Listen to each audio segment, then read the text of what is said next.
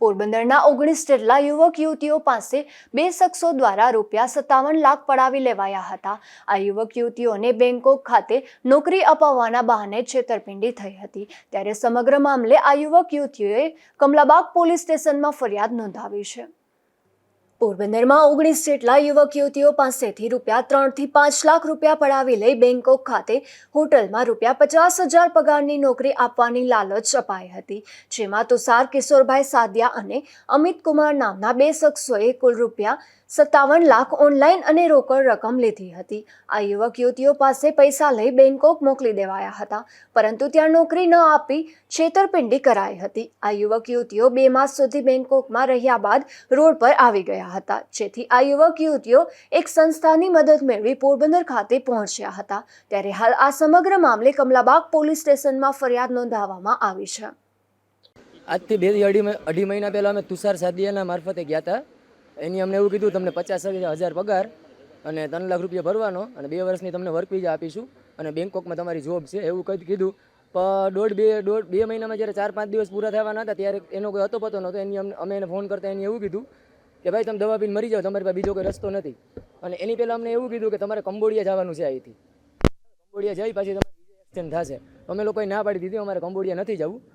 તો પછી એની અમને એવું કીધું કે તો વાંધો નહીં, તમારે જે કરવું હોય તમે તમારી રીતના કરો, એમ કરીને અમને એને નોંધારા મૂકી દીધા। એ પછી તુષારભાઈએ ત્યાંથી અમારી બહુ હેલ્પ કરી અને અમને ત્યાંથી ઘર સુધી પહોંચાડ્યા તુષારભાઈ।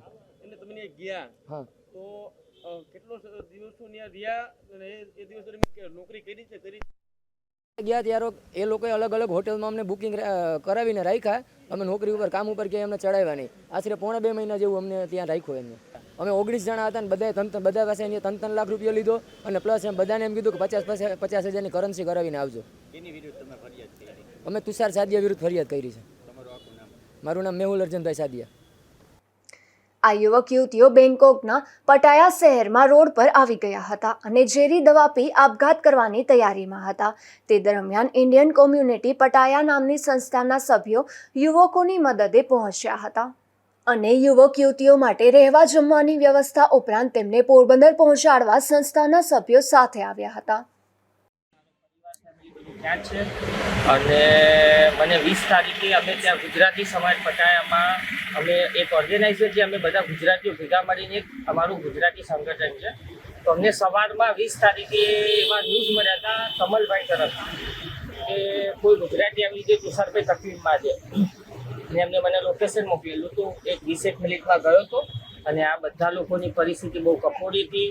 આવ્યા પછી પહેલાં તો શરૂઆતમાં એમને ત્યાં આગળ લઈ જઈ અને આપણા ગુજરાતી સમાજમાંથી બપોરે જમવા રહેવાની વ્યવસ્થા ગોલ્ડન સ્ટાર હોટલે કરી હતી। આપણા ગુજરાતી સમાજના જ સુરેશભાઈ છે અને ત્યાં આગળ રહેવાનું જમવાનું અમે બધા મળી વ્યવસ્થા એની કરાવી હતી। અને એના પછી અમે એમના અહીંયા પ્રશાસનની હેલ્પ માગી હતી, તો પોલીસ સ્ટેશન પોરબંદર અને પ્રશાસનને બહુ સહયોગ આપેલો છે આ કેસ માટે। અને એમના સહયોગથી પછી અમારે ટિકિટ માટેની જરૂર હતી, તો અમે એમના પરિવારને વાત કરી હતી, જે ફરિયાદી તુષાર સાદિયા એને, પણ એના ઘરવાળાએ કોઈ ટિકિટ માટેની મદદ નથી કરી। હવે ઇન્ડિયન એમ્બેસીના થ્રુ અમે ટિકિટ લાવી શકતા હતા, પણ એ પ્રોસેસમાં 10 થી 12 દિવસનો સમય લાગ્યો હતો। ગવર્મેન્ટ પ્રોસેસ હતી, તો અમારી પાસે અમના વિઝામાં 5 જ દિવસ હતા। તો વચલા ગાળાનો રસ્તો કરવા માટે અમે મહિપતસિંહ ફાઉન્ડેશન, મહિપતસિંહ બાપુ એનું આણંદમાં લવાલ ગામમાં આશ્રમ છે, અમે એમની મદદ કરી અને બાપુને રજૂઆત કરી। મેં કીધું બાપુ મદદ કરો ટિકિટની 19 જણાની। બાપુએ 1 મિનિટની અંદર હા કીધું, પાસપોર્ટ મોકલો, ટિકિટ કરાવું છું। અને 19 ટિકિટ આવ્યા પછી મેં પોતે જવાબદારી લીધી હતી અમારા એસોસિએશન, ઇન્ડિયન એસોસિએશન પટાયા તરફથી કે આ દરેક લોકોને એમના મા બાપ સુધી હું હાથ સોંપી અને પાછો આવીશ। અહીં આવ્યા પછી દરેકને એમના પરિવાર સાથે મેં સોંપ્યા છે। લોકલ પોલીસ સ્ટેશનમાં પીઆઈ સાહેબને પણ મળ્યો છું, ફરિયાદ પણ સારી રીતે લખી છે અને અહીંના પ્રશાસને આ કેસમાં અમને બહુ મોટો સહકાર આપ્યો છે। એ બદલ ગુજરાત પ્રશાસન અને પોરબંદર પીઆઈ સાહેબનો ખૂબ ખૂબ ધન્યવાદ કરું છું। આ તમામ યુવક યુવતીના પરિવારના સભ્યોએ વ્યાજે પૈસા લઈ અને દાગીના વેચી એજન્ટ મારફતે પૈસા મોકલ્યા હતા। ત્યારે છેતરપિંડી થતા પરિવારમાં પણ રોષ જોવા મળી રહ્યો હતો। અશોક થાનકી, ગુજરાત ન્યૂઝ, પોરબંદર।